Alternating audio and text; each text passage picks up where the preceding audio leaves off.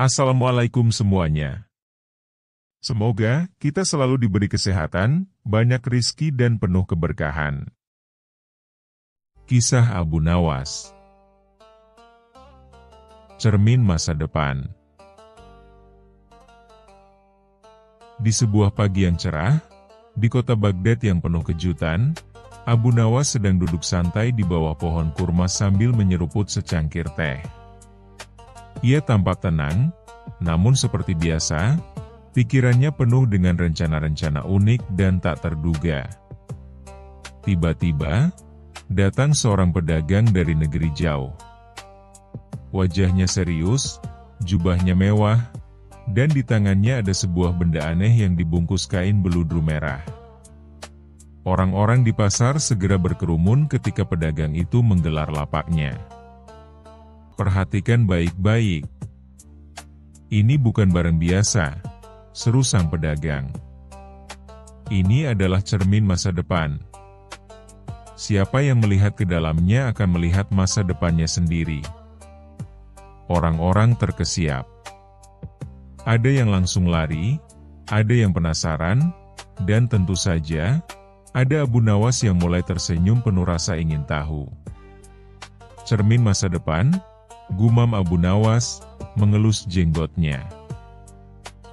Kalau benar bisa melihat masa depan, berarti aku bisa tahu siapa yang akan mencuri semangka dari kebun Pak Karim minggu depan.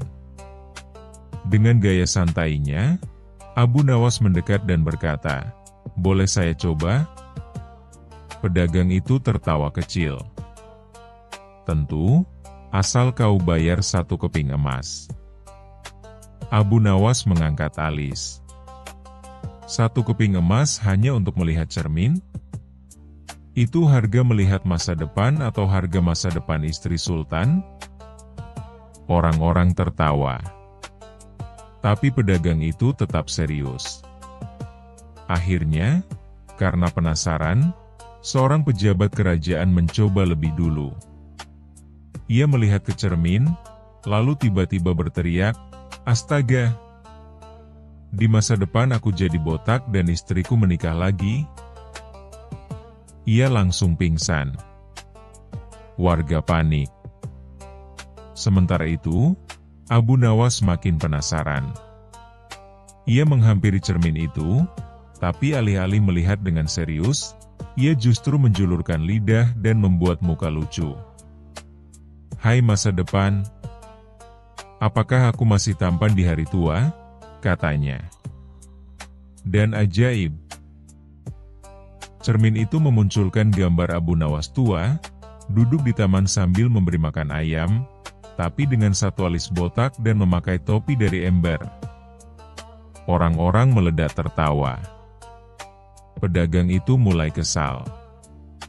"Kau menghina cermin suci ini." Abu Nawas berkata santai, "Saya tidak menghina. Cermin ini yang menghina saya duluan." Karena semakin banyak orang menganggap cermin itu aneh dan menakutkan, sang pedagang mulai kehilangan pembeli. Melihat situasi itu, Abu Nawas berkata, "Aku ingin membeli cermin ini." Sang pedagang senang bukan main.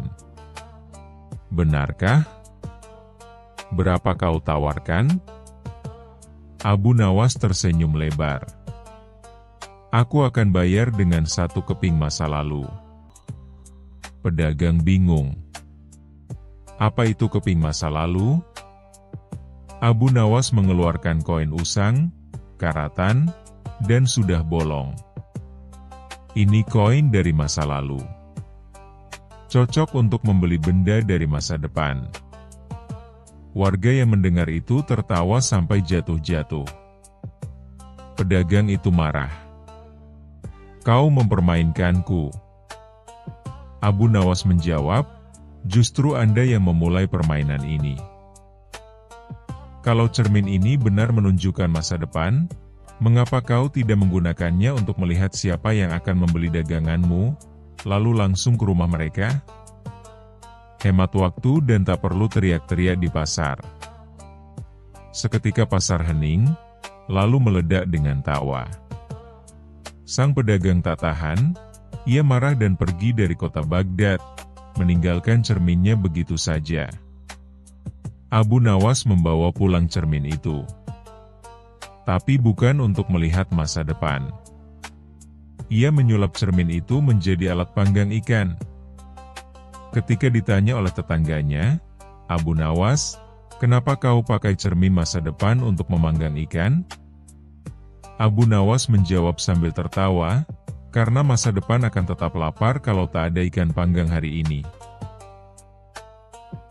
Cerita ini mengajarkan kita bahwa tidak perlu terlalu memikirkan masa depan sampai melupakan saat ini.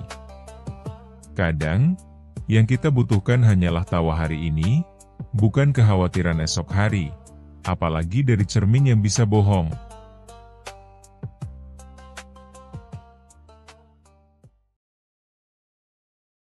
Kisah selanjutnya. Kisah Abu Nawas. Kucing bernyanyi. Pada suatu pagi yang cerah di kota Baghdad, Abu Nawas sedang duduk santai di bawah pohon kurma sambil menyeruput secangkir teh hangat. Ia sedang tidak punya pekerjaan hari itu, dan tentu saja, itu berarti pikirannya mulai mencari akal-akalan baru untuk menghibur diri, atau menghibur seluruh kota. Tiba-tiba, ia mendengar suara nyanyian yang sumbang dan aneh dari kejauhan. Miaau miaau laa, la la la. Abu Nawas memiringkan kepalanya. Apakah itu suara kucing? Gumamnya penasaran. Tapi kucing macam apa yang bernyanyi seperti onta kehausan? Rasa penasarannya mendorongnya untuk mencari sumber suara itu. Ia berjalan mengikuti irama sumbang itu, melewati pasar, warung kebab, dan penjual karpet bekas, hingga akhirnya sampai di rumah seorang lelaki tua bernama Abu Jahil. Di depan rumah Abu Jahil, tampak seekor kucing berbulu oranye duduk tenang di atas meja, sambil bernyanyi. Ya, benar-benar bernyanyi. Meski suaranya mirip panci penyok ditabuh dengan sendok, kucing itu tampak sangat menikmati aksinya. Abu Nawas mengucek matanya, lalu mengedip-ngedipkan matanya. Aku belum gila, tapi mungkin kucing itu sudah lebih waras dari manusia. Abu Jahil keluar rumah dengan bangga dan berkata, "Lihat, Abu Nawas. Ini kucing ajaibku. Ia bisa bernyanyi lagu-lagu Arab klasik. Aku sedang melatihnya untuk tampil di hadapan Baginda Raja." Abu Nawas mengangguk pelan, menahan tawa. Sungguh menakjubkan. Tapi dalam hatinya, ia mulai menyusun rencana. Beberapa hari kemudian, terdengarlah kabar bahwa Baginda Raja Harun al-Rashid akan mengadakan festival keajaiban di istana. Semua rakyat dipersilakan membawa benda atau makhluk paling unik dan luar biasa. Hadiahnya, 100 keping emas dan makan malam bersama Baginda. Abu Jahil, tentu saja, sangat percaya diri. Ia bahkan melatih si kucing menyanyi di pagi hari, siang hari, bahkan malam hari, yang menyebabkan para tetangga menderita gangguan tidur serius. Namun, Abu Nawas tak ingin kalah. Ia ingin mengungkap kebenaran tentang kucing itu, dengan cara yang sangat Abu Nawas. Istana dipenuhi oleh keajaiban-keajaiban aneh. Burung beo yang bisa membaca puisi, keledai yang bisa berdansa, dan seorang pria yang mengaku bisa berkomunikasi dengan semangka. Lalu tibalah giliran Abu Jahil. Ia naik ke panggung sambil membawa kucing ajaibnya. "Wahai Baginda, saksikanlah kucing ini. Ia bisa bernyanyi lagu kesukaan rakyat," seru Abu Jahil bangga. Semua mata tertuju pada si kucing. Dengan suara serak dan penuh semangat, si kucing mulai menyanyi. Miaau, la, la, la, Miau ya habibi, miau. Penonton terkejut. Baginda tertawa geli. Tapi tiba-tiba, terdengarlah suara dari kerumunan. Hentikan pertunjukan itu. Aku tahu rahasianya. Semua orang menoleh. Ternyata itu Abu Nawas, datang membawa seekor tikus di dalam sangkar emas. Dengan senyum licik, Abu Nawas membuka sangkar dan melemparkan tikus ke panggung. Apa yang terjadi? Kucing, penyanyi, itu langsung meloncat seperti roket, mengejar tikus ke sana kemari, menjatuhkan karpet istana, membalik meja Baginda, dan akhirnya masuk ke dalam kendi besar dan terjebak.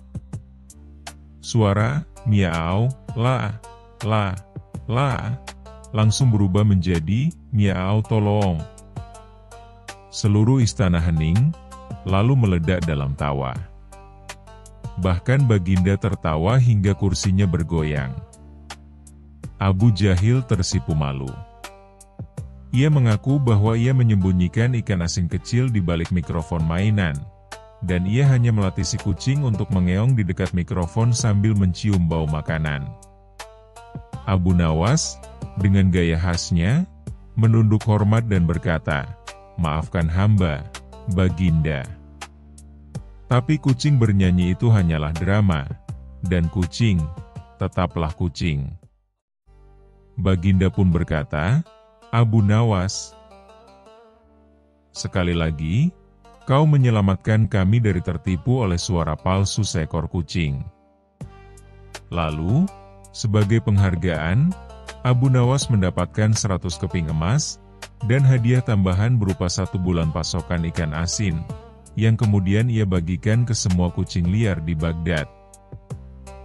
Dan begitulah kisah tentang Abu Nawas dan kucing bernyanyi. Tentang moral cerita ini, kalau ada kucing bernyanyi, pastikan dulu itu bukan karena lapar atau mencium bau ikan asin.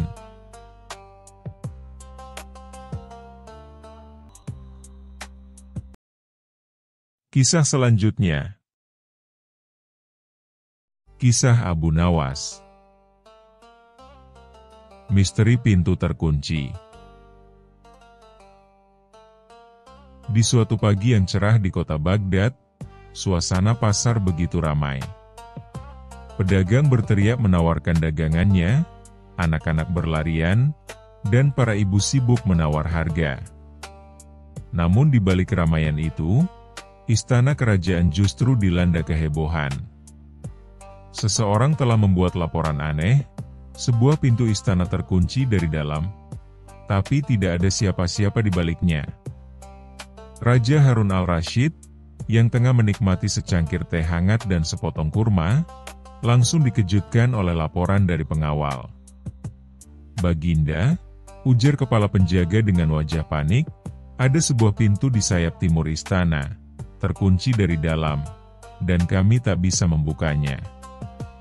Tidak ada suara, tidak ada cahaya. Seperti pintu gaib." Sang raja langsung menaruh tehnya. "Apa kalian sudah mencoba membukanya dengan kunci utama istana?" "Sudah, Baginda." "Tidak mempan." Dengan linggis, pintu itu seolah melawan kami. Dengan doa-doa dan air zam-zam, itu juga sudah. Akhirnya, sang raja menggeleng dan berkata, "Panggil Abu Nawas." Abu Nawas datang dengan gaya khasnya, mengenakan jubah putih, sorban dililit sembarangan, dan membawa tas kecil berisi barang-barang tak penting seperti tali jemuran, cermin kecil, dan semangka mini. Jangan tanya kenapa. "Abu Nawas," kata raja, "pecahkan misteri ini. Aku tak ingin istanaku dihantui pintu keras kepala yang tak mau terbuka." Abu Nawas mengangguk serius, lalu berjalan pelan ke arah pintu terkunci. Para penjaga menatapnya penuh harap. Abu Nawas mulai menyentuh daun pintu, mengetuk-ngetuknya, lalu menempelkan telinga ke permukaan kayu. Pintu ini diam. Sangat diam, gumamnya seperti sedang berbicara dengan makhluk hidup. Ia mengambil cermin kecil dan menyelipkannya di bawah celah pintu, mencoba mengintip bagian dalam. Tapi yang terlihat hanya lantai kosong. Lalu, ia mengeluarkan semangka mini dari tasnya dan meletakkannya di lantai. Para penjaga mulai saling melirik. "Tunggu, semangka untuk apa?" bisik salah satu. "Mungkin untuk ritual," jawab yang lain dengan polos. Abu Nawas mengangguk pelan, lalu berkata serius, "Dari cara semangka itu diam, kita tahu bahwa dia tidak tahu apa-apa." Salah satu penjaga hampir pingsan menahan tawa. Setelah 1 jam mengelilingi pintu, memanggilnya dengan nama seperti Tuan Pintu dan Yang Mulia Gerbang, Abu Nawas berdiri tegak dan menyatakan, "Wahai Baginda, izinkan aku menjawab misteri ini dengan 1 pertanyaan." Raja mengangguk. "Silakan." "Siapa yang terakhir kali melihat pintu ini terbuka?" Semua saling pandang, lalu salah satu penjaga berkata, "Seingat saya, belum pernah saya lihat pintu ini terbuka sejak saya bekerja di sini, 5 tahun lalu." Yang lain menambahkan, "Saya juga tidak pernah lihat. Bahkan, saya kira itu lemari raksasa." Raja mengerutkan dahi. "Tunggu, apakah mungkin itu bukan pintu ruangan, tapi hanya hiasan dinding yang berbentuk pintu?" Semua terdiam. Lalu, Abu Nawas mendekati pintu dan menariknya keras. Pintu itu tidak bergerak. Bukan karena terkunci, tapi karena dipaku mati ke tembok. Sontak semua orang tertawa. Ternyata, itu adalah pintu palsu, dekorasi tua zaman kakek buyut sang raja yang sudah puluhan tahun tak diusik. Raja tertawa terpingkal-pingkal hingga hampir jatuh dari singgasananya. "Abu Nawas, hanya engkau yang bisa menyelesaikan misteri dengan semangka dan cermin kecil." Abu Nawas tersenyum kalem. "Baginda, kadang yang terkunci bukanlah pintu, tapi pikiran kita yang terlalu serius." Sebagai hadiah, Raja memberi Abu Nawas hadiah seekor keledai dan sekarung gandum. Tapi Abu Nawas berkata, "Saya hanya minta 1 hal, Baginda." "Apa itu?" "Jangan pasang pintu palsu lagi. Apalagi yang tak bisa dibuka. Itu menyiksa perasaan." Semua yang hadir tertawa. Dan kisah tentang pintu terkunci yang sebenarnya tak bisa dibuka sejak awal menjadi bahan lelucon selama bertahun-tahun di seluruh Baghdad.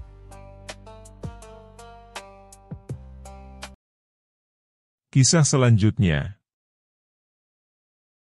Kisah Abu Nawas dan jubah pengubah wajah.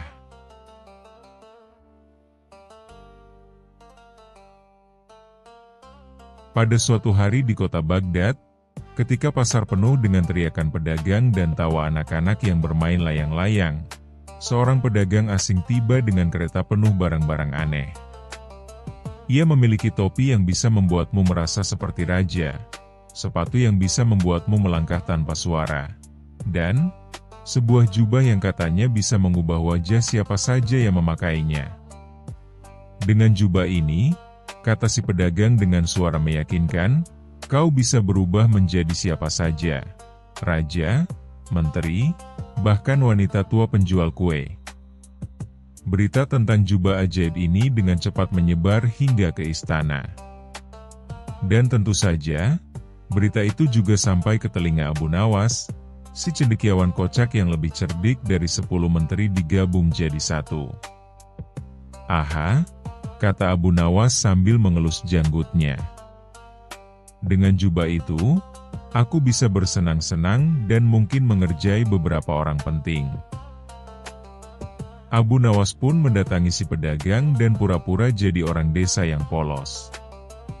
"Wahai tuan pedagang," katanya dengan suara dibuat gemetar, "benarkah jubah ini bisa membuatku berubah wajah?"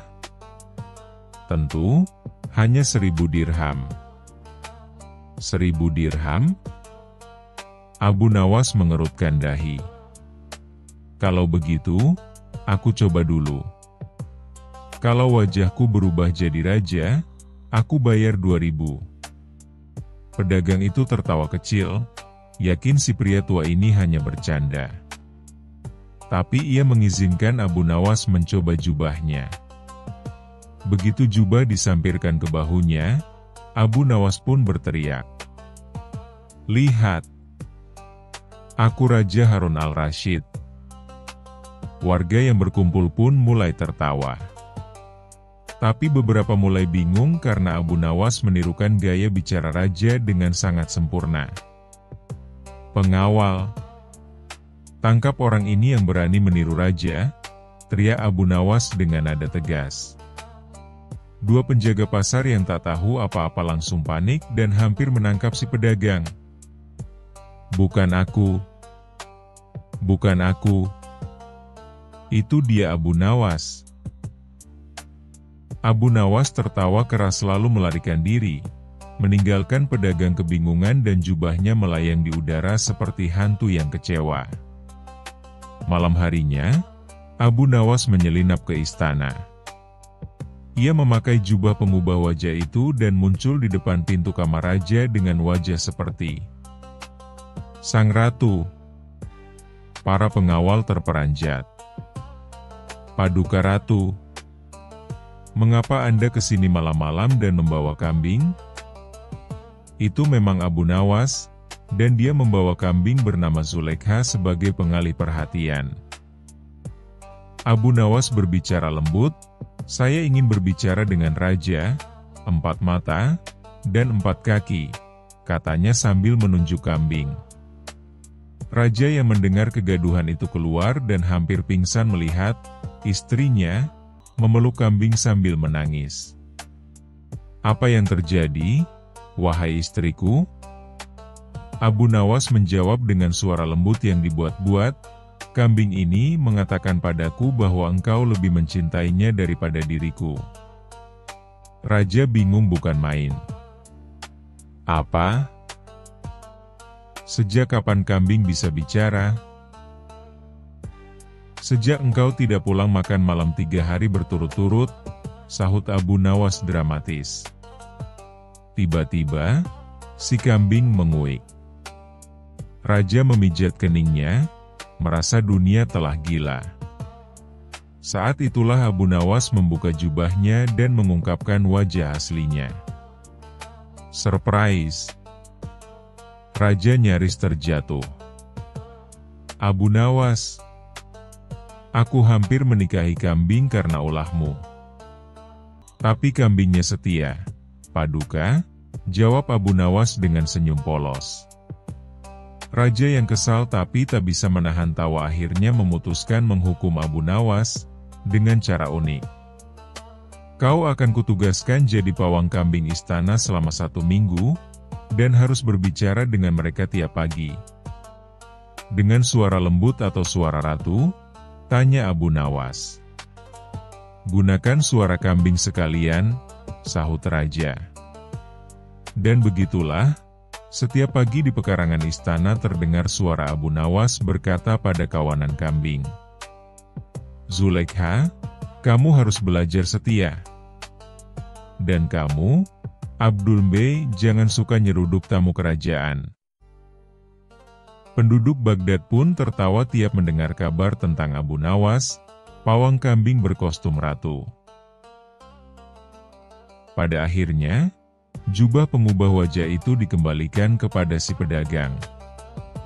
Tapi ia memilih untuk menyimpannya di tempat tersembunyi, karena sejak kejadian itu, tidak ada yang berani lagi memakainya, takut berubah jadi kambing kesayangan Abu Nawas. Dan Abu Nawas Ia tetap menjadi pahlawan tawa bagi semua orang, membuktikan bahwa kecerdikan dan sedikit kegilaan bisa menciptakan kisah yang tak terlupakan.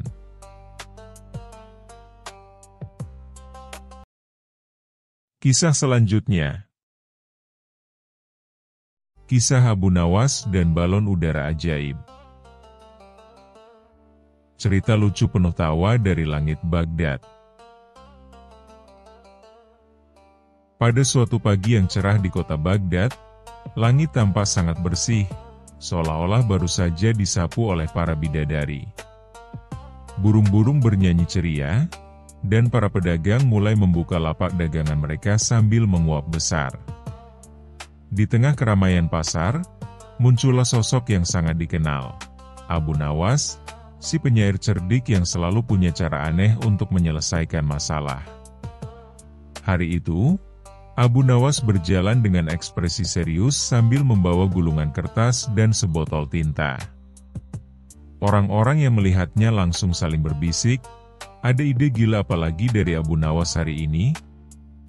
Tiba-tiba, dari arah luar kota terdengar suara gemuruh aneh, seperti suara gajah bersin sambil tertawa. Orang-orang menengadah ke langit, dan sebuah balon udara raksasa melayang di atas kota. Balon itu bukan balon biasa. Balonnya berbentuk kepala unta yang tersenyum, dan di keranjangnya berdiri seorang lelaki tua berjenggot panjang mengenakan topi berbentuk ayam jago. "Wahai penduduk Baghdad," teriak lelaki itu dari atas balon, "aku adalah ilmuwan gila dari negeri angin ribut.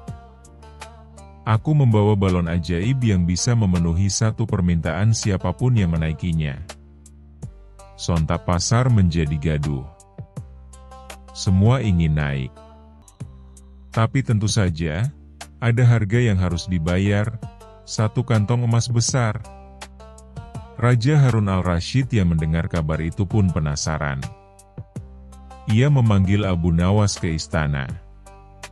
"Abu Nawas," kata sang raja dengan nada menggoda, "kau terkenal sebagai orang yang punya ide-ide konyol tapi ajaib. Kali ini, aku ingin kau naik balon itu dan mintakan sesuatu yang membuat seluruh rakyat Baghdad bahagia." Abu Nawas mengangguk, lalu dengan ekspresi penuh percaya diri ia menjawab, "Titah Paduka adalah angin di layar kehidupanku. Aku akan pergi sekarang juga, tapi bisakah Paduka meminjamkan 1 kantong emas besar?" Katanya sambil menyodorkan tangan kanan dan menyembunyikan tangan kirinya yang sudah menggenggam catatan belanja harian. Raja pun tertawa dan menyetujuinya. Abu Nawas pun mendatangi balon udara itu. Ilmuwan gila menyambutnya dengan tatapan penuh teka-teki dan berkata, "Apa keinginanmu, wahai pria berjanggut rapi seperti sapu ijuk?" Abu Nawas tersenyum lebar dan menjawab, "Aku ingin semua rakyat Baghdad bisa naik ke langit dan melihat betapa kecilnya masalah hidup mereka jika dilihat dari atas. Tapi tanpa harus membayar 1 kantong emas seperti aku." Ilmuwan gila terdiam sejenak, lalu tertawa seperti kambing masuk angin. "Hahaha. Permintaanmu gila, tapi aku suka. Baiklah, naiklah, dan katakan, 'Heha Abu,' saat kita melewati awan berbentuk kucing." Abu Nawas pun naik ke balon itu, dan begitu balon terangkat, ia mulai berteriak kegirangan, "Heha Abu! Hai Abu!" sambil menari seperti ayam kedinginan. Tiba-tiba, balon itu berkilau. Awan-awan berubah menjadi tangga pelangi, dan satu persatu rakyat Baghdad mulai melayang ke atas, berdiri di atas awan sambil memandangi kota mereka dari atas. Seorang ibu berkata, "Masalahku seperti nasi gosong, kalau dari atas, ternyata kecil." Seorang pedagang berkata, "Utangku terlihat seperti semut dari atas sini." Tapi semutnya tetap galak. Namun, rahasia pun terungkap. Ternyata sang ilmuwan gila bukanlah ilmuwan sungguhan. Ia adalah aktor keliling yang bekerja sama dengan Abu Nawas untuk membuat rakyat Baghdad melupakan masalah dan tertawa seharian. Balon itu hanya dihias dengan cat dan lampu kelap-kelip, sementara pelangi yang terbang di awan hanyalah permainan cermin dan tali temali di atas panggung raksasa yang dibuat oleh tukang kayu istana. Raja Harun al-Rasyid yang melihat semuanya dari balkon istana, awalnya terkejut, tapi kemudian tertawa terpingkal-pingkal. "Abu Nawas," teriaknya dari kejauhan. "Kau memang tak punya akal sehat, tapi kau punya akal bahagia." Sejak hari itu, balon udara ajaib Abu Nawas menjadi atraksi tetap di Baghdad. Setiap hari, anak-anak boleh naik dengan membayar satu senyuman, dan orang dewasa cukup membayar dengan satu lelucon. Abu Nawas berkata, "Kadang-kadang, yang kita butuhkan bukanlah solusi dari langit, tapi cara melihat hidup dengan sudut pandang yang lebih tinggi. Dan jika itu tidak cukup, ya, naik saja balon udara."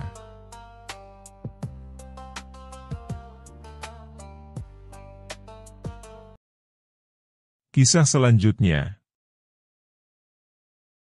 Kisah Abu Nawas dan perjalanan ke bulan. Pada suatu pagi yang cerah, Raja Harun al-Rasyid bangun dengan perasaan yang aneh. Ia duduk di balkon istana sambil menyeruput teh hangat dan memandang ke langit. Di sana, bulan masih tampak samar-samar, seolah menantang. "Bagaimana rasanya pergi ke bulan, ya?" gumam sang raja. Tiba-tiba, muncullah ide gila di kepalanya. "Aku ingin seseorang dari kerajaanku pergi ke bulan. Dan yang paling cocok tentu saja Abu Nawas." Maka dipanggillah Abu Nawas ke istana. Abu Nawas datang seperti biasa, mengenakan jubah putih dan sorban yang agak miring. Ia tersenyum tenang, meski firasatnya berkata akan ada tugas aneh hari ini. "Abu Nawas," seru sang raja sambil menunjuk langit. "Kau harus melakukan tugas penting demi kerajaan ini." "Apa gerangan, Baginda?" tanya Abu Nawas dengan sopan. "Kau harus pergi ke bulan." Abu Nawas langsung terdiam. Ia menoleh ke langit, lalu ke wajah raja. Kemudian ia menoleh ke langit lagi, kali ini sambil menyipitkan mata. "Ke bulan, Baginda?" tanyanya, memastikan telinganya tak salah dengar. "Benar. Semua kerajaan sedang berlomba-lomba menjelajah bintang. Masa kerajaan kita tertinggal? Kau yang paling cerdas. Pergilah ke bulan dan laporkan apa yang ada di sana." Abu Nawas mengangguk pelan. "Baiklah, Baginda. Tapi tentu ini memerlukan persiapan yang luar biasa." Selama 7 hari 7 malam, Abu Nawas sibuk di halaman rumahnya. Ia membuat sebuah roket dari drum minyak bekas, daun kelapa, dan tangga bambu. Di sekelilingnya tertulis besar-besar, "Roket menuju bulan, dilarang ganggu, sedang uji coba." Warga desa berkumpul. Anak-anak tertawa, orang dewasa geleng-geleng kepala. Tapi Abu Nawas justru memasang wajah serius, seolah dia benar-benar insinyur luar angkasa. "Wahai warga, aku butuh sukarelawan sebagai bahan bakar cadangan," serunya. Semua langsung bubar dalam hitungan detik.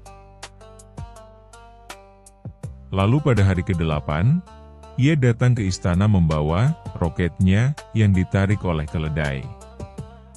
"Baginda," kata Abu Nawas, "saya siap terbang ke bulan." Sebuah lapangan luas disiapkan sebagai tempat peluncuran. Abu Nawas naik ke dalam drum yang diberi jendela kecil, lengkap dengan helm tempur tua dan pelindung dada dari kelapa. Ia menghitung mundur. 3, 2, 1, buak. Tiba-tiba asap mengepul dari belakang drum. Ternyata itu hanya bubuk kayu dan mercon. Roket bergoyang, lalu diam. Aku sedang berada di atmosfer, teriak Abu Nawas dari dalam. Semua penonton bertepuk tangan, antara kagum dan bingung. Sang raja menyipitkan mata. Dia belum terbang, tapi sudah masuk atmosfer. Setelah 5 menit dalam drum, Abu Nawas keluar dengan langkah gontai. Lapor, Baginda. Saya sudah ke bulan. Cepat sekali, tanya sang raja. Waktu di bulan berbeda, Baginda. 5 menit di sini sama dengan 5 hari di sana, jawab Abu Nawas penuh percaya diri. Sang raja mengangguk-ngangguk meski terlihat makin bingung. Lalu apa yang kau temukan di bulan? Abu Nawas mengeluarkan kantong kecil. Ini, Baginda. Tanah dari bulan. Lihat, warnanya beda. Baunya seperti bakwan gosong. Raja mencium, mengernyit, lalu tetap mengangguk. Dan siapa yang kau temui di sana? Seekor kambing, Baginda. Kambing? Ya. Ternyata di bulan ada suku kambing pintar. Mereka menyambut saya dengan tarian lingkar bulan. Sang raja nyaris terpingkal, tapi ia menahan tawa. Kalau begitu, kau harus ke bulan lagi minggu depan, kata sang raja. Abu Nawas tersenyum. Maaf, Baginda. Rakyat bulan bilang, kunjungan berikutnya baru boleh tahun depan. Katanya mereka sedang panen sinar rembulan dan tidak ingin diganggu. Sang raja tertawa terbahak-bahak. Abu Nawas, kau memang gila. Gila karena setia pada perintah, Baginda, jawab Abu Nawas dengan hormat. Abu Nawas pulang membawa hadiah dari raja, 2 karung gandum dan 1 keledai baru. Sejak hari itu, tak ada lagi yang menyuruhnya ke bulan. Tapi drum bekas roketnya masih ada di depan rumah, dipakai untuk menyimpan air hujan. Dan setiap malam, Abu Nawas menatap ke langit dan tersenyum. Tenang saja, wahai bulan. Aku belum lupa tarian suku kambingmu.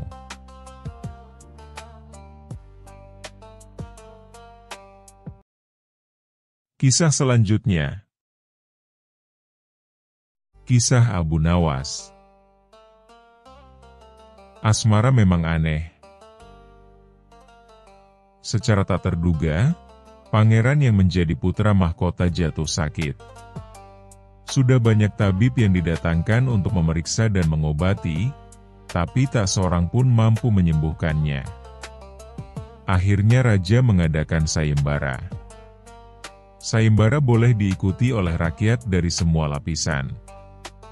Tidak terkecuali oleh para penduduk negeri tetangga.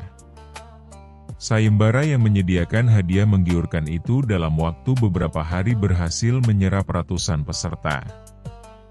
Namun, tak satu pun dari mereka berhasil mengobati penyakit sang pangeran. Akhirnya sebagai sahabat dekat, Abu Nawas menawarkan jasa baik untuk menolong sang putra mahkota. Baginda Harun al-Rasyid menerima usul itu dengan penuh harap. Abu Nawas sadar bahwa dirinya bukan tabib. Dari itu ia tidak membawa peralatan apa-apa. Para tabib yang ada di istana tercengang melihat Abu Nawas yang datang tanpa peralatan yang mungkin diperlukan. Mereka berpikir mungkinkah orang macam Abu Nawas ini bisa mengobati penyakit sang pangeran? Sedangkan para tabib terkenal dengan peralatan yang lengkap saja tidak sanggup. Bahkan penyakitnya tidak terlacak. Abu Nawas merasa bahwa seluruh perhatian tertuju padanya. Namun Abu Nawas tidak begitu memperdulikannya. Abu Nawas dipersilahkan memasuki kamar pangeran yang sedang terbaring. Ia menghampiri sang pangeran dan duduk di sisinya. Setelah Abu Nawas dan sang pangeran saling pandang beberapa saat, Abu Nawas berkata, "Saya membutuhkan seorang tua yang di masa mudanya sering mengembara ke pelosok negeri."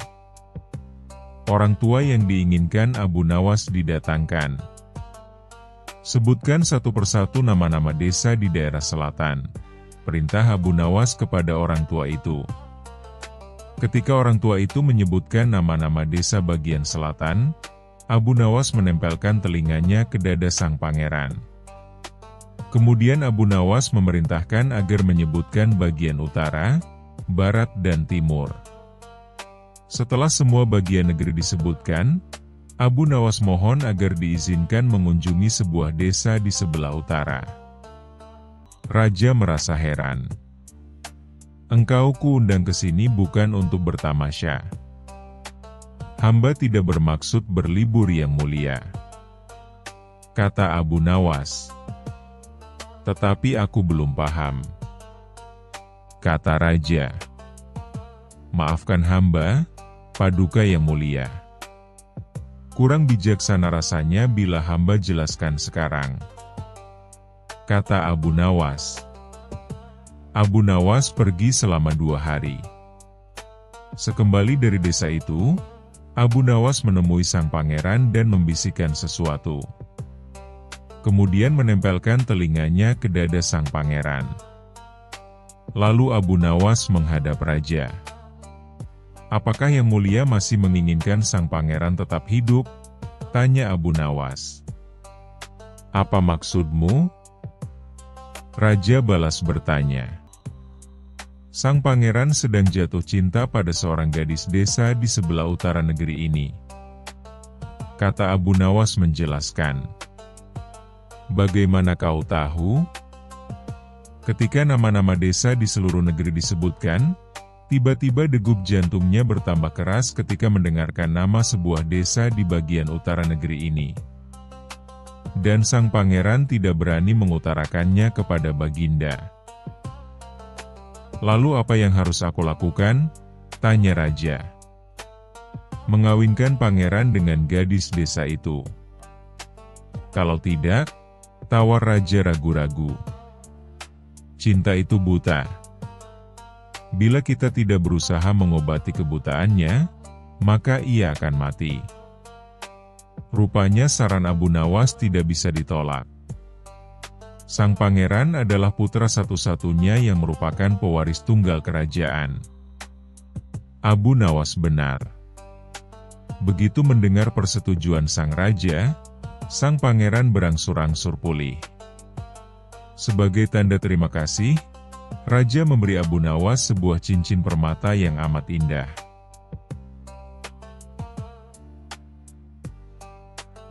Kisah selanjutnya. Kisah Abu Nawas. Manusia bertelur. Sudah bertahun-tahun Baginda Raja Harun al-Rasyid ingin mengalahkan Abu Nawas. Namun perangkap-perangkap yang selama ini dibuat, semua bisa diatasi dengan cara-cara yang cemerlang oleh Abu Nawas. Baginda Raja tidak putus asa. Masih ada puluhan jaring muslihat untuk menjerat Abu Nawas. Baginda Raja beserta para menteri sering mengunjungi tempat pemandian air hangat yang hanya dikunjungi para pangeran, bangsawan dan orang-orang terkenal. Suatu sore yang cerah, ketika Baginda Raja beserta para menterinya berendam di kolam, beliau berkata kepada para menteri, "Aku punya akal untuk menjebak Abu Nawas." "Apakah itu wahai Paduka yang mulia?" tanya salah seorang menteri. "Kalian tak usah tahu dulu. Aku hanya menghendaki kalian datang lebih dini besok sore. Jangan lupa datanglah besok sebelum Abu Nawas datang karena aku akan mengundangnya untuk mandi bersama-sama kita. Kata Baginda Raja memberi pengarahan. Baginda Raja memang sengaja tidak menyebutkan tipuan apa yang akan digelar besok. Abu Nawas diundang untuk mandi bersama Baginda Raja dan para menteri di pemandian air hangat yang terkenal itu. Seperti yang telah direncanakan, Baginda Raja dan para menteri sudah datang lebih dahulu. Baginda membawa 19 butir telur ayam. 18 butir dibagikan kepada para menterinya. 1 butir untuk dirinya sendiri. Kemudian Baginda memberi pengarahan singkat tentang apa yang telah direncanakan untuk menjebak Abu Nawas. Ketika Abu Nawas datang, Baginda Raja beserta para menteri sudah berendam di kolam. Abu Nawas melepas pakaian dan langsung ikut berendam. Abu Nawas harap-harap cemas. Kira-kira permainan apa lagi yang akan dihadapi? Mungkin permainan kali ini lebih berat karena Baginda Raja tidak memberi tenggang waktu untuk berpikir. Tiba-tiba Baginda Raja membuyarkan lamunan Abu Nawas. Beliau berkata, "Hai Abu Nawas, aku mengundangmu mandi bersama karena ingin mengajak engkau ikut dalam permainan kami." "Permainan apakah itu Paduka yang mulia?" tanya Abu Nawas belum mengerti. "Kita sekali-kali melakukan sesuatu yang secara alami hanya bisa dilakukan oleh binatang. Sebagai manusia kita mesti bisa dengan cara kita masing-masing," kata Baginda sambil tersenyum. "Hamba belum mengerti Baginda yang mulia," kata Abu Nawas agak ketakutan. "Masing-masing dari kita harus bisa bertelur seperti ayam dan barang siapa yang tidak bisa bertelur maka ia harus dihukum," kata Baginda. Abu Nawas tidak berkata apa-apa. Wajahnya nampak murung. Ia semakin yakin dirinya tak akan bisa lolos dari lubang jebakan Baginda dengan mudah. Melihat wajah Abu Nawas murung, wajah Baginda Raja semakin berseri-seri. "Nan, sekarang apalagi yang kita tunggu? Kita menyelam lalu naik ke atas sambil menunjukkan telur kita masing-masing," perintah Baginda Raja. Baginda Raja dan para menteri mulai menyelam, kemudian naik ke atas satu persatu dengan menanting sebutir telur ayam. Abu Nawas masih di dalam kolam. Ia tentu saja tidak sempat mempersiapkan telur karena ia memang tidak tahu kalau ia diharuskan bertelur seperti ayam. Kini Abu Nawas tahu kalau Baginda Raja dan para menteri telah mempersiapkan telur masing-masing 1 butir. Karena belum ada seorang manusia pun yang bisa bertelur dan tidak akan pernah ada yang bisa. Karena dadanya mulai terasa sesak. Abu Nawas cepat-cepat muncul ke permukaan kemudian naik ke atas. Baginda Raja langsung mendekati Abu Nawas. Abu Nawas nampak tenang, bahkan ia berlakau aneh, tiba-tiba saja ia mengeluarkan suara seperti ayam jantan berkokok, keras sekali sehingga Baginda dan para menterinya merasa heran. "Ampun Tuanku yang mulia. Hamba tidak bisa bertelur seperti Baginda dan para menteri," kata Abu Nawas sambil membungkuk hormat. "Kalau begitu engkau harus dihukum," kata Baginda bangga. "Tunggu dulu wahai Tuanku yang mulia," kata Abu Nawas memohon. "Apalagi hai Abu Nawas," kata Baginda tidak sabar. "Paduka yang mulia, sebelumnya izinkan hamba membela diri. Sebenarnya kalau hamba mau bertelur, hamba tentu mampu. Tetapi hamba merasa menjadi ayam jantan maka hamba tidak bertelur. Hanya ayam betina saja yang bisa bertelur." "Kukuruyuwuk," kata Abu Nawas dengan membusungkan dada. Baginda Raja tidak bisa berkata apa-apa. Wajah Baginda dan para menteri yang semula cerah penuh kemenangan, kini mendadak berubah menjadi merah padam karena malu. Sebab mereka dianggap ayam betina. Abu Nawas memang licin, malah kini lebih licin daripada belut. Karena merasa malu, Baginda Raja Harun al-Rasyid dan para menteri segera berpakaian dan kembali ke istana tanpa mengucapkan sepatah kata pun. Memang Abu Nawas yang tampaknya blond itu, sebenarnya diakui oleh para ilmuwan sebagai ahli mantik atau ilmu logika. Gampang saja baginya untuk membolak-balikan dan mempermainkan kata-kata guna menjatuhkan mental lawan-lawannya.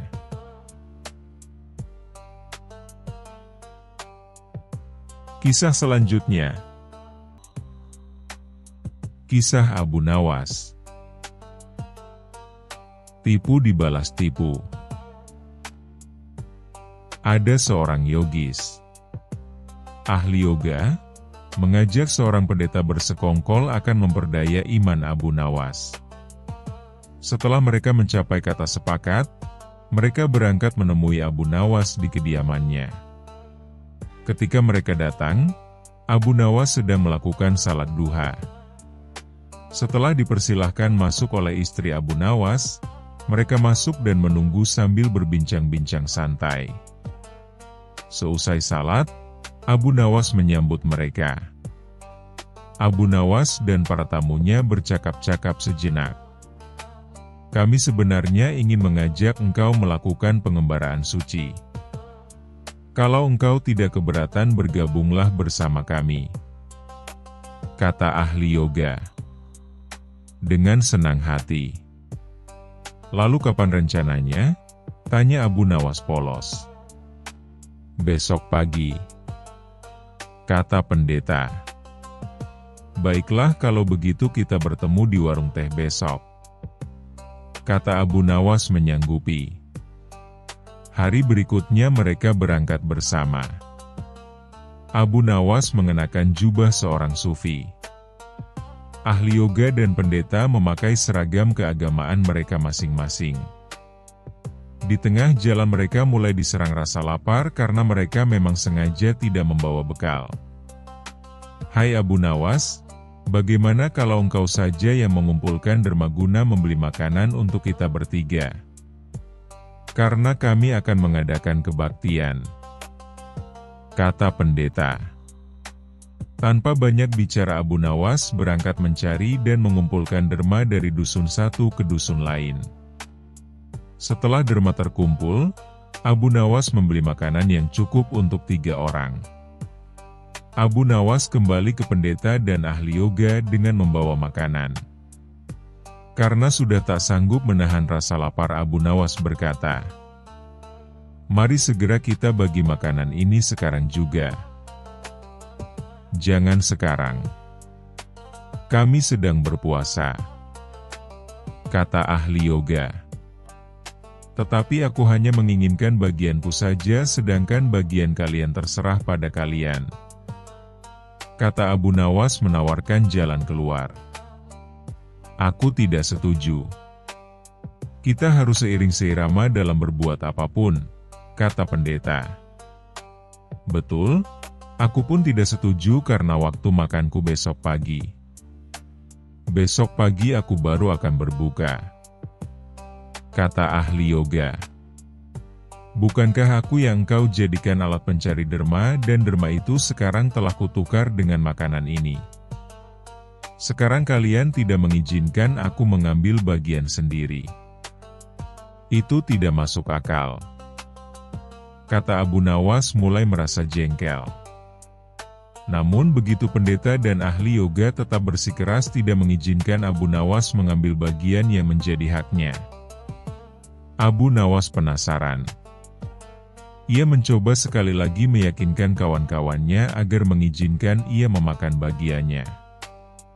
Tetapi mereka tetap saja menolak. Abu Nawas benar-benar merasa jengkel dan marah.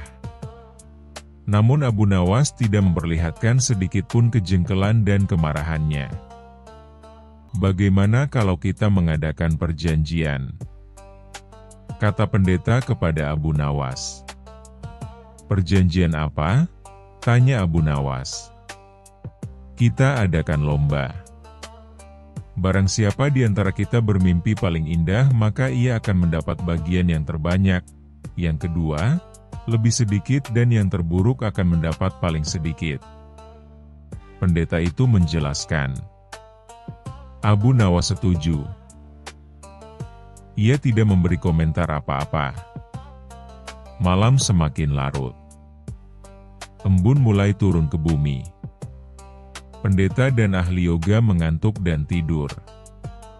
Abu Nawas tidak bisa tidur.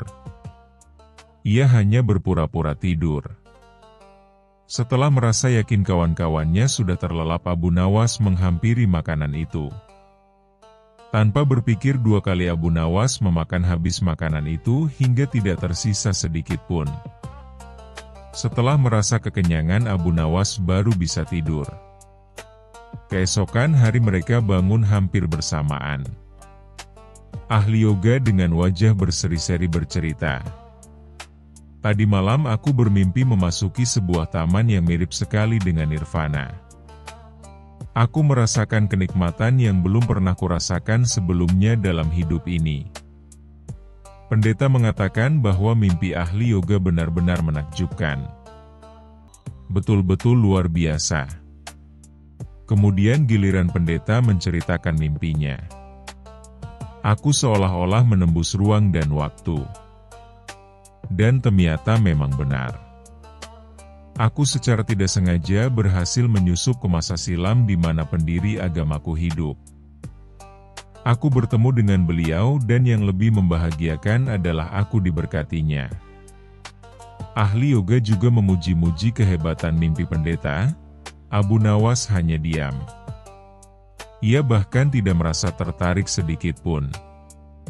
Karena Abu Nawas belum juga buka mulut, pendeta dan ahli yoga mulai tidak sabar untuk tidak menanyakan mimpi Abu Nawas.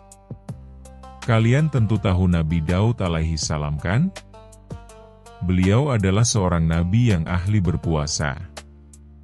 Tadi malam aku bermimpi berbincang-bincang dengan beliau.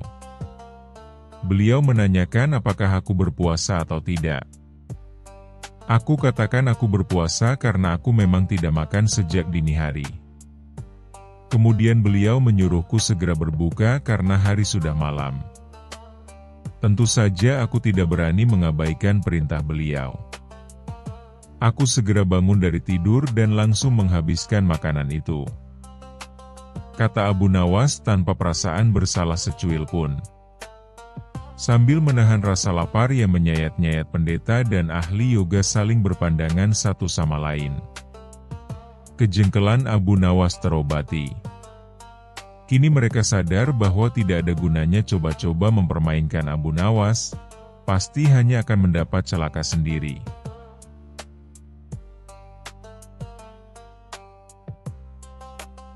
Kisah selanjutnya.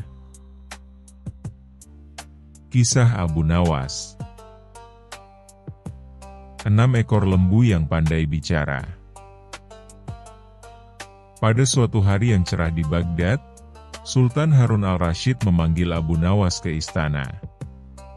Seorang pelayan kerajaan dengan tergesa-gesa datang ke rumah Abu Nawas untuk menyampaikan undangan tersebut. Abu Nawas, Sultan memanggilmu ke istana segera. Mendengar panggilan itu, Abu Nawas merasa sedikit curiga.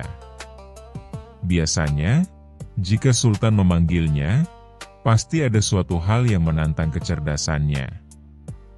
Namun, dengan tenang ia segera berangkat ke istana dengan mengenakan pakaian terbaiknya. Sesampainya di balairung istana yang megah, ia pun menyembah dengan hormat di hadapan Sultan. Para punggawa istana memperhatikannya dengan tatapan penuh harapan sekaligus rasa ingin tahu. Sultan Harun al-Rasyid lalu bertitah dengan suara yang berwibawa, "Hai, Abu Nawas. Aku ingin menguji kecerdikanmu. Aku menginginkan 6 ekor lembu berjenggot yang bisa berbicara. Kau harus membawanya dalam waktu seminggu. Jika kau gagal, lehermu akan kupenggal." Para punggawa istana terperanjat mendengar perintah itu. Mereka berbisik-bisik satu sama lain. "Mampuslah kau, Abu Nawas," kata salah seorang di antara mereka. Namun, dengan tenang dan penuh percaya diri, Abu Nawas menjawab, "Baiklah, Tuanku Syah Alam, hamba junjung tinggi titah paduka." Abu Nawas pun menghaturkan sembah dan berlalu dari hadapan Sultan. Begitu sampai di rumah, ia duduk termenung, merenungkan cara untuk menyelesaikan tantangan yang diberikan kepadanya. Seharian ia tidak keluar rumah, yang membuat para tetangga keheranan. Ada apa dengan Abu Nawas? Mengapa ia tidak keluar seperti biasanya? Gumam salah seorang tetangganya. Setelah merenung dan memikirkan siasat, Abu Nawas akhirnya menemukan cara untuk mengatasi tantangan Sultan. Selama seminggu penuh, ia diam di rumah, menunggu saat yang tepat untuk melaksanakan rencananya. Pada hari ke-7, pagi-pagi sekali, Abu Nawas keluar dari rumah dan berjalan menuju pasar. Di sana, ia melihat banyak orang berkumpul dan berbicara satu sama lain. Ia pun berteriak lantang, "Hai orang-orang, hari ini hari apa?" Orang-orang saling berpandangan. Mereka menjawab dengan berbagai macam jawaban. "Hari Senin," kata seorang pria. "Bukan, ini hari Kamis," sahut yang lain. "Tidak, hari ini hari Sabtu," timpal seorang lagi. Melihat kekacauan ini, Abu Nawas langsung berpura-pura marah. "Apa kalian ini? Begitu saja tidak bisa menjawab dengan benar. Jika begini, aku harus membawa kalian ke hadapan Sultan Harun al-Rasyid untuk mencari tahu kebenaran yang sesungguhnya." Dengan kepandaian bicaranya, Abu Nawas berhasil membujuk 6 orang untuk ikut bersamanya ke istana. Keesokan harinya, balairung istana dipenuhi warga yang ingin tahu bagaimana cara Abu Nawas membawa 6 ekor lembu berjenggot seperti yang diminta Sultan. Setelah dipanggil menghadap, Abu Nawas pun menghaturkan sembah dan duduk dengan penuh hormat. Sultan menatapnya dengan tajam. "Hai Abu Nawas, mana 6 ekor lembu berjenggot yang bisa bicara itu?" tanya Sultan. Dengan penuh percaya diri, Abu Nawas menunjuk ke 6 orang yang dibawanya. "Inilah mereka, Tuanku Syah Alam." Sultan mengerutkan dahi. "Apa maksudmu, Abu Nawas?" "Ini manusia, bukan lembu." "Benarkah, Tuanku?" tanya Abu Nawas dengan nada pura-pura bingung. "Kalau begitu, tanyalah pada mereka hari apa sekarang." Sultan pun bertanya kepada mereka, dan seperti yang sudah diduga oleh Abu Nawas, masing-masing orang memberikan jawaban yang berbeda-beda. "Hari ini hari Minggu," kata satu orang. "Bukan, ini hari Jumat," sanggah yang lain. "Hari Selasa," ucap yang lain lagi. Melihat kebingungan mereka, Abu Nawas pun berkata, "Jika mereka adalah manusia, tentu mereka tahu hari ini hari apa. Apalagi jika Tuanku bertanya hari yang lain, pastilah mereka akan semakin bingung. Maka, manusia atau hewankah mereka ini? Inilah lembu berjenggot yang pandai bicara itu, Tuanku." Mendengar hal itu, Sultan Harun al-Rasyid terdiam sejenak, lalu tertawa terbahak-bahak. "Abu Nawas, kau benar-benar cerdik. Lagi-lagi kau berhasil mengelabui akal sehat dengan kepintaranmu." Para punggawa istana yang sebelumnya menantikan kehancuran Abu Nawas kini hanya bisa menggeleng-gelengkan kepala. Mereka kagum sekaligus iri dengan kecerdikan Abu Nawas. Sebagai tanda penghargaan atas kecerdasannya, Sultan pun memberikan hadiah 5.000 dinar kepada Abu Nawas. Dengan wajah berseri-seri, Abu Nawas menerima hadiah itu dan menghaturkan terima kasih sebelum kembali ke rumah dengan hati riang gembira.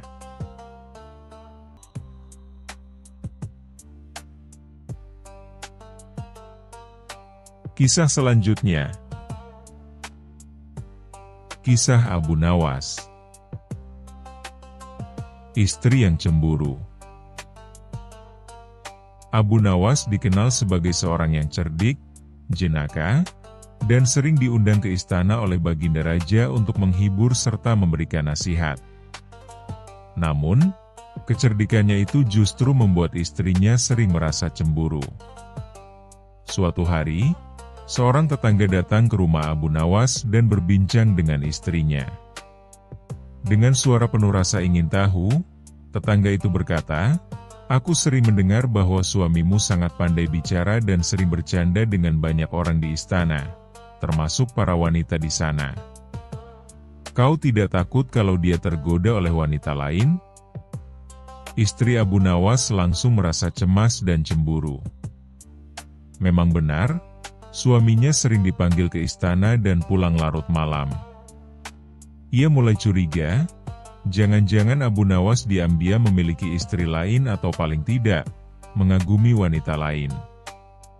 Maka, ketika Abu Nawas pulang sore itu, istrinya langsung menghadangnya di depan pintu dengan wajah cemberut. "Abu Nawas, ada sesuatu yang ingin kutanyakan," serunya. Abu Nawas yang baru saja pulang dengan wajah lelah terkejut mendengar nada bicara istrinya.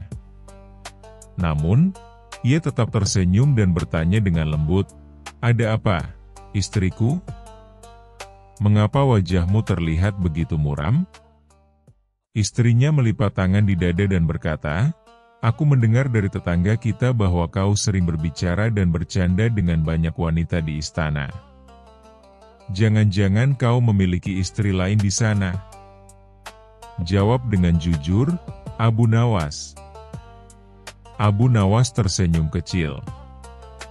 Ia tahu istrinya sedang dilanda kecemburuan. Tanpa terburu-buru, ia duduk dan berkata, "Istriku, mengapa kau bisa berpikiran seperti itu? Aku memang sering ke istana, tapi bukan untuk bermain dengan wanita. Aku hanya menjalankan tugasku sebagai penasihat raja." Namun, sang istri tetap tidak puas dengan jawaban itu. Ia ingin Abu Nawas bersumpah agar hatinya lebih tenang. "Kalau kau memang setia padaku, maka bersumpahlah di depan mataku," katanya dengan tegas. Abu Nawas berpikir sejenak. Ia tahu bahwa bersumpah bukanlah hal yang bisa dianggap remeh. Jika ia bersumpah sembarangan, itu bisa membawa akibat buruk.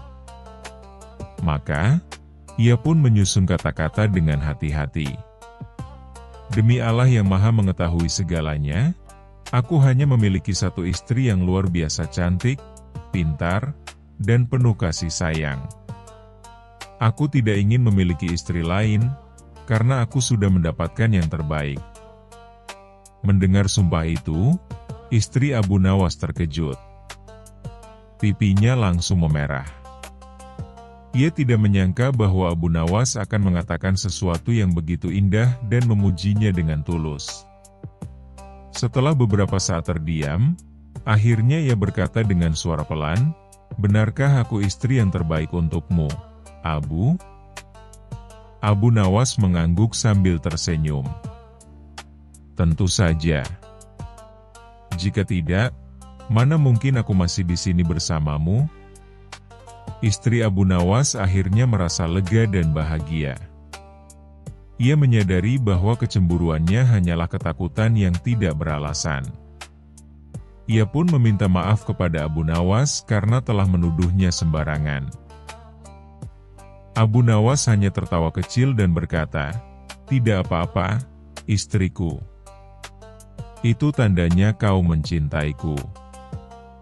Sejak hari itu, istri Abu Nawas tidak lagi mencurigai suaminya. Ia pun menjadi lebih percaya diri dan tidak mudah terpengaruh oleh omongan orang lain. Pesan moral: Dalam rumah tangga, rasa percaya adalah hal yang sangat penting. Jangan mudah terpengaruh oleh omongan orang lain yang belum tentu benar. Kecerdasan dalam berkomunikasi bisa menyelesaikan banyak masalah tanpa harus menyakiti perasaan pasangan. Terkadang, kecemburuan bukan berarti ketidakpercayaan, melainkan tanda cinta dan rasa takut kehilangan.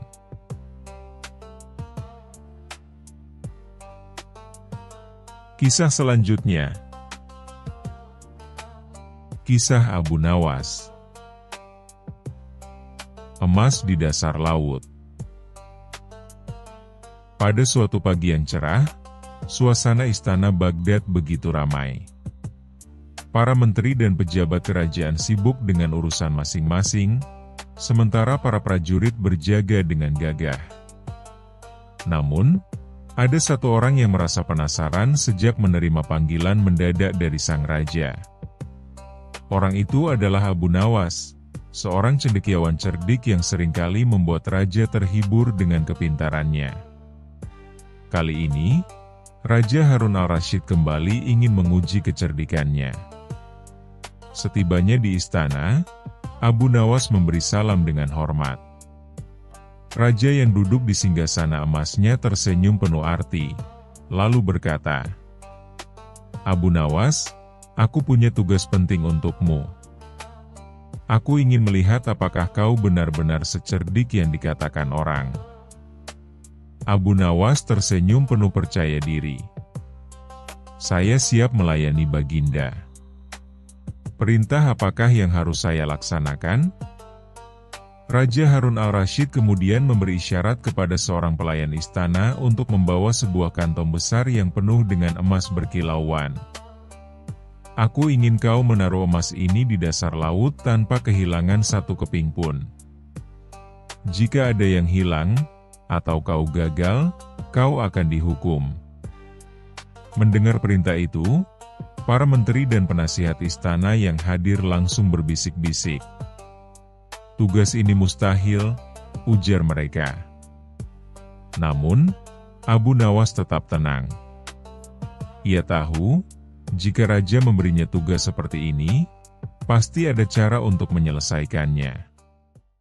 Dengan penuh keyakinan, ia berkata, "Baik, Baginda. Saya akan melaksanakan perintah ini. Mohon beri saya waktu 1 hari." Sang raja mengangguk. "Baik, aku akan menunggu hasilnya besok.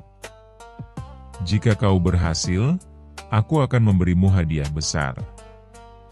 Tapi jika gagal, bersiaplah menerima hukuman."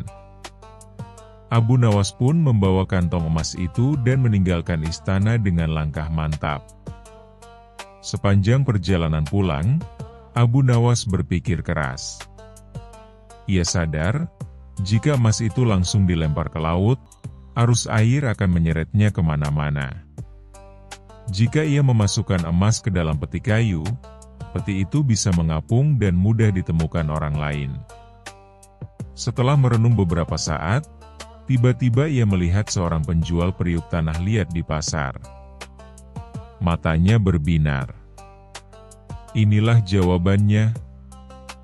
Ia pun membeli sebuah periuk tanah liat besar yang kuat dan tahan air. Sesampainya di rumah, ia memasukkan semua keping emas ke dalam periuk tersebut dan menutupnya rapat-rapat. Lalu, ia mengolesi tutupnya dengan lilin dan tanah liat agar tidak mudah terbuka saat terkena air. Setelah itu, ia bergegas menuju pelabuhan, tempat para nelayan sedang bersiap untuk melaut. Di sana, Abu Nawas bertemu dengan seorang nelayan tua bernama Hasan. Ia terkenal sebagai penyelam ulung dan sering membantu orang-orang dengan keahliannya. "Wahai Hasan, aku butuh bantuanmu." Nelayan itu menoleh dan mengusap janggutnya. "Bantuan apa yang kau perlukan, Abu Nawas?" Abu Nawas menunjukkan periuk tanah liat yang dibawanya. "Aku ingin kau membawa periuk ini ke tengah laut dan menjatuhkannya ke dasar laut. Tapi ingat, Jangan sampai periuk ini pecah atau terbuka. Hasan mengernyitkan dahi. Apa isi periuk ini? Tanyanya curiga. Abu Nawas tersenyum. Rahasia kerajaan. Aku akan membayarmu dengan baik jika kau membantuku. Hasan yang sudah lama mengenal kecerdikan Abu Nawas akhirnya setuju. Mereka pun menaiki perahu dan berlayar menuju perairan yang cukup dalam. Setelah sampai di tengah laut, Hasan dengan hati-hati menurunkan periuk tersebut hingga menyentuh dasar laut yang berpasir. Setelah yakin periuk itu sudah berada di tempat yang aman, mereka kembali ke daratan. Abu Nawas tersenyum puas. Tugasnya telah selesai. Keesokan harinya, Abu Nawas kembali menghadap Raja Harun al-Rasyid di istana. Para menteri dan penasihat sudah menunggu, ingin tahu bagaimana ia menyelesaikan tugas mustahil itu. Raja menyipitkan mata.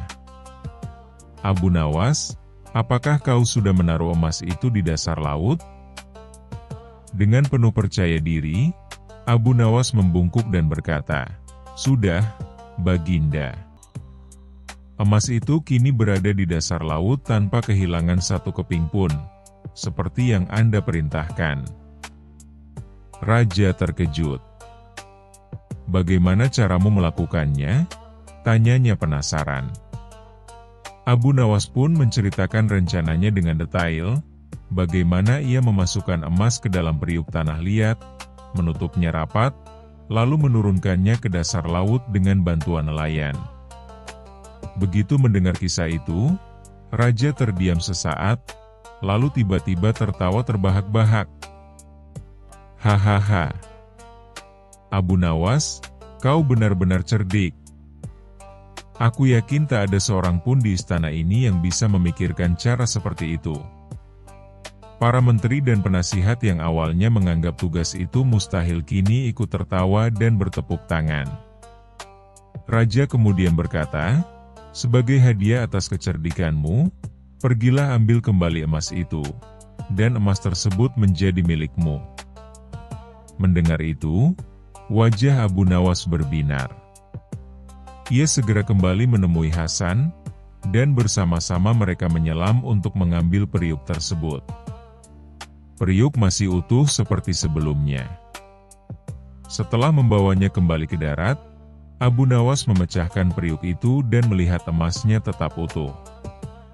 Ia pun bersyukur karena bukan hanya berhasil memenuhi perintah raja, tetapi juga mendapatkan emas sebagai hadiah. Kesimpulan dan pesan moral. Kisah ini mengajarkan kita bahwa setiap masalah selalu ada solusinya, asalkan kita berpikir dengan cermat dan kreatif. Jangan panik dalam menghadapi tantangan, karena kecerdasan lebih berharga daripada kekuatan. Kepercayaan dan kebijaksanaan dapat membawa keberuntungan, seperti yang dialami Abu Nawas. Sejak hari itu, kecerdikan Abu Nawas semakin terkenal. Orang-orang di Baghdad semakin menghormatinya sebagai orang yang bijaksana dan penuh akal. Dan tentu saja, Raja Harun al-Rasyid pun semakin menyukai permainan cerdik bersama Abu Nawas. Siapa tahu, di lain waktu, sang raja akan memberi tantangan baru yang lebih sulit lagi.